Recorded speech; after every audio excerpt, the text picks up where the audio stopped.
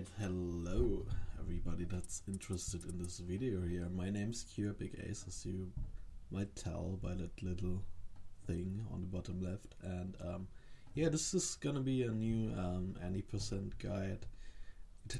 Since I did the last one, not that much has changed, but well, yeah, it came up again since some new people joined, and frankly I didn't quite like the way that the old one was done in, which was just me explaining stuff as I was going along. This will be a bit more of an edited together thing, and me voicing voicing over it afterwards.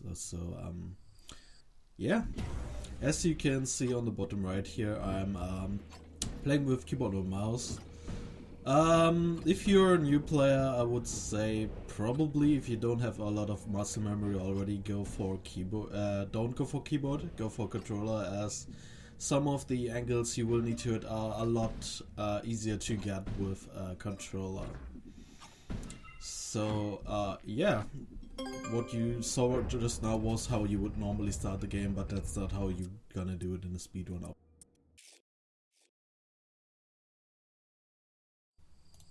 Okay, starting out with home here, you will see me holding down W for engine. That's not required, that's just me. On this out of bounds jump, you wanna touch the bar there, that's gonna put you in a good spot. On the top right you see shankleh one, which is a little bit different, mostly in the second part here.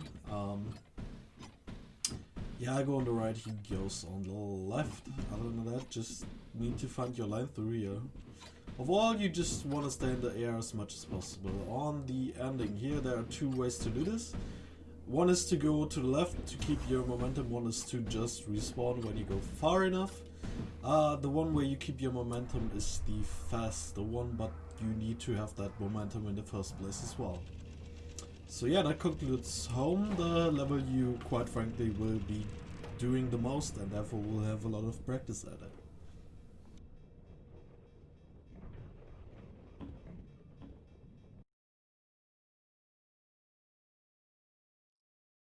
Alright, lost. So the beginning here is pretty straightforward. Just stay in the air as much as possible, take only the downward slopes.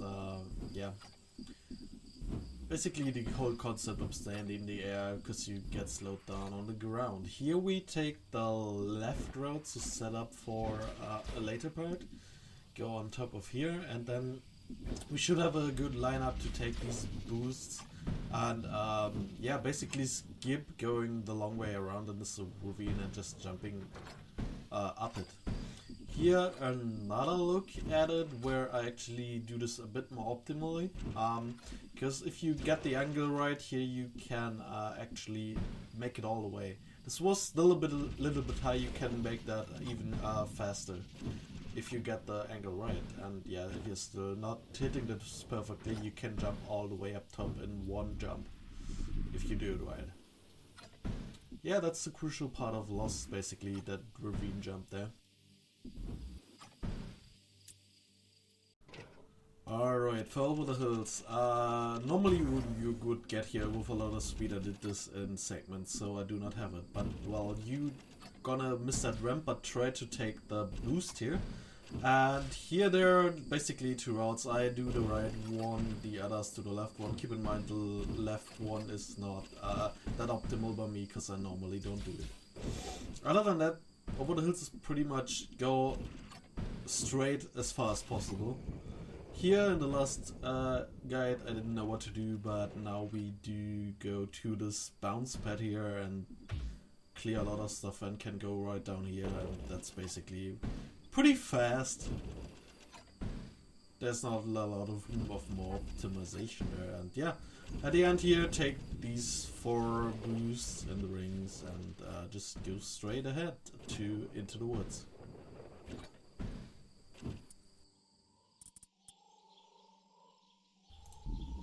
Alright, into the woods here again.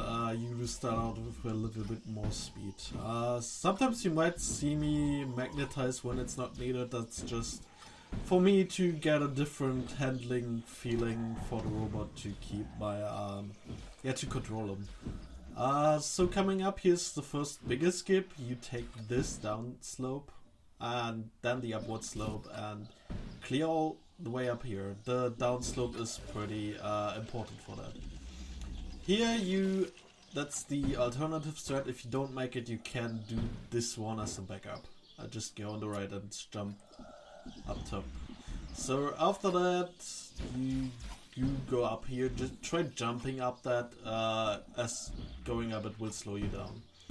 Alternatively, if you have quite mastered how to control this, there is a way to jump all the way up from this wall here. I don't go quite all the way up, but you can make it all the way. That's quite fast, if you can make it. So here basically going the left route, since that's pretty straight, and yeah, that's just helping us, and you get a lot of boosts there. On this section you want to take both boosts here and hit the rail. Depending how you hit it, you get varying speeds, but if you hit it right, you will get a lot of speed out of that. Here we don't care about the puzzle, just go on this hill here to the left and take it over the top of the gate. Pretty simple. The landing can be a bit, yeah, to keep the speed you have to practice a bit, since there's also lag spike since the next level is loading there. Okay, Valley's up next. So this is casually a very fun level, you just go downhill. It has a little bit of stuff to do here, so we do take this rail.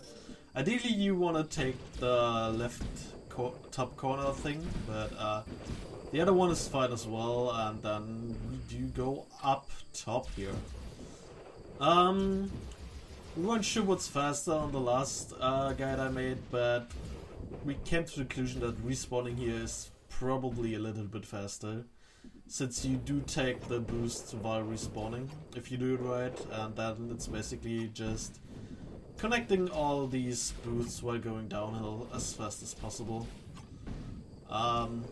Yeah, not a lot of stuff to say. Here going for the right boost line is probably a little bit better. Not a lot of difference though. And on the ending here, there's the first instance of menu restarting. So we reach a checkpoint here at the end of the level and just menu restart, and it will put us in the next level. So yeah, Dawn is an interface. We take this left right here and go then kind of like this, taking this pipe and then the next rail. Dawn we get access to the energies for the first time, which will make the second run of the half of the run a lot faster. Yeah, you basically use it like this. You just press it for a very short amount, which will put you at max speed right away, and then you let go to preserve a lot of the energies, which may you go faster for a longer time, because you do have more energies to spare in the end. For the end of this segment, there's a big skip coming up, which I will need to explain. Basically, we will make the game think we are somewhere else. For that, we need to reduce a frame rate, which we use Bandicam for. Here you can see that, yeah, we basically can set a key to reduce your frame rate to like a 45 to 50 FPS. That should be okay to do. What we do is we make the game think we're in Junkyard, and there the checkpoint system is a bit different, and therefore we will warp right into Junkyard, because the nearest checkpoint is in Junkyard. We go into this pool to maintain a bit of energies once we are in Junkyard, just like this. Doing this will let us do an ollie cycle on this wheel if we do everything right. Yeah, if you don't get it, it's a bit tight. It's alright for the first time. From there we do go to these next few checkpoints we need to reach to open the trapdoor. So wait, trapdoor? If I go on the rankings right now, you will see that there is a world record run that doesn't do this kind of stuff that I just explained. So basically there is a skip you can do, which involves clipping through the trapdoor I was talking about. It's not really consistent, but here's some clips on how that looks. What? What?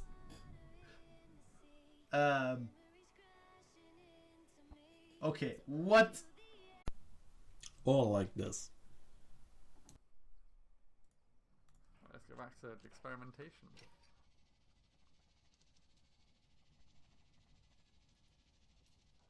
Oh, I got it again. I got it again. Wait, I got it again. That's super consistent. I fell through! What? Oh my god! What just happened? So overall, since there's no setup from this, I don't think you should go for this in your runs when you are starting out, which is this guide is aimed at. So yeah, let's just get back to what you do when you do this properly. So yeah, here we are back. You're gonna do this jump here, which is actually a bit precise since you need to brake on the half pipe up top there. I didn't quite get a nice trajectory off of that, but I did get a red checkpoint marker you need. Next we do go down here and collect all these things. Then we're gonna make use of the checkpoint system once again, which is proximity based here in Junkyard, and just checkpoint warp once we reach the ledge there. And then we will get these two last ones and go to the end of the level, which is the trapdoor, which now should actually be open. There we're gonna do the restart while hitting the end trigger once again, since that's faster. I actually messed that up here, but yeah. On the next level we will do a menu restart, since it lets you restart earlier. So next up is back on track here, which you just saw me do a restart here. The railings are a bit weird, but it's alright, you'll get used to them. Yeah, on the upcoming jump here you want to avoid hitting the up slope here, as it will fling you up quite a bit. And sadly we're gonna use all our speed here. There actually was a 160cc one that didn't get the cutscene here for some reason, but yeah, under normal circumstances you will get us. We do go the right road here, as it's the most straight. The robot there can mess you up if you do have a bad timing. It does happen. You just have to deal with the robots, I guess. So yeah, basically the name of the game here is to go as straight as possible, while always remaining at a high speed with the energy juice, and also here going around where you always have a boost.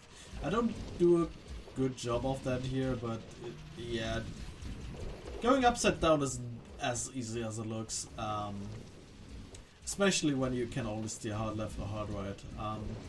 So yeah, take all these boosts and you should be fine. And energy juice on the part where there are no boosts on the road. Here it's basically just go straight and use the bounce pads as boosts to your advantage once again. Nothing much to say about other than right now you should start to rack up some energies, since we're gonna need basically almost a full bar for the skip in the next level. Which, yeah, will be Oasis. Alright, Oasis, the one with the big skip. So basically you need a lot of energies, you can pick that up. We do bounce off this bounce pad at a weird angle and just skip over this wall.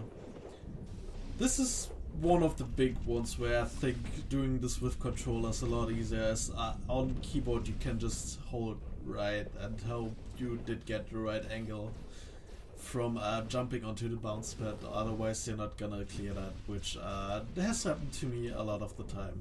Other than that, Oasis is pretty short, since you basically skip the part where you need to do the puzzle, and yeah, that's it for Oasis already.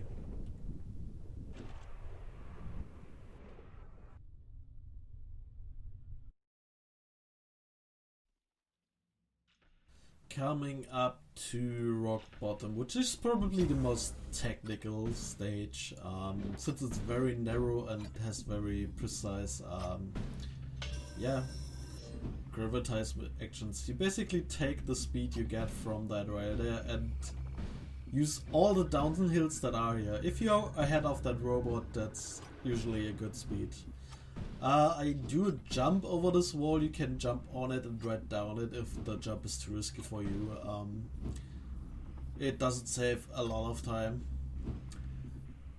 The next part is probably the most casual skip you'll ever do. Just jump here on while you go down that hill, and after it, and you will have enough speed to clear that, which is not really the intended word.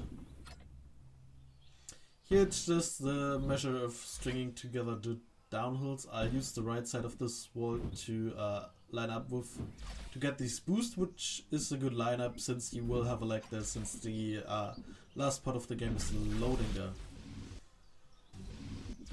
So yeah, just pretty much going straight here once again, making use of the pools and the boosts, trying to pick up the energies that's lying around here is mostly helpful, I think, and that will put us at crash site. Okay, crash site, I did respawn here by mistake. You will get here with a bit more energies and a bit more speed. So going left there, picking up another energies, and then picking up this one. Basically, going down this hill is, you want to avoid going on the uphills and taking all the downhills until you reach the pools here, which are full of energies, where you can just hold the energies button since it will fill all the way to the top. After a bit of an unintentional bonk there, the main strat is here just to go straight and not hit any obstacles. But there's one change to what we did before. Here at the last floating platform we go left and take this tiny platform sticking out to go to the left here and over the top of this rock formation, which actually skips the trigger for the ending ship looking cutscene that you're probably used to, because you can't really skip it. This is like 0.5 seconds faster, but it's still a thing you can do, and yeah, with that we are reaching the end of the run, which is at the exact moment you touch that last rail into the ship.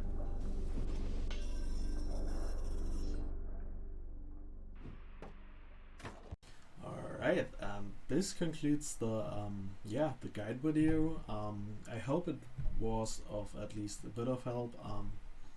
If you have any further questions, need someone to elaborate on something or anything of that sort, feel free to join our Discord and ask the experienced runners there on their opinion or their help. I'll leave a link to that in the description. And to end off, thanks to ChakaZaluu and shankleh cause they let me use their clips. One of home and the one of the clip in the junkyard trapdoor. Other than that, just I'm looking forward to seeing some new faces, to have some fun with you, to look at your brokers together and have a nice time. See you there or next time or whenever. QEpicAce out. Bye.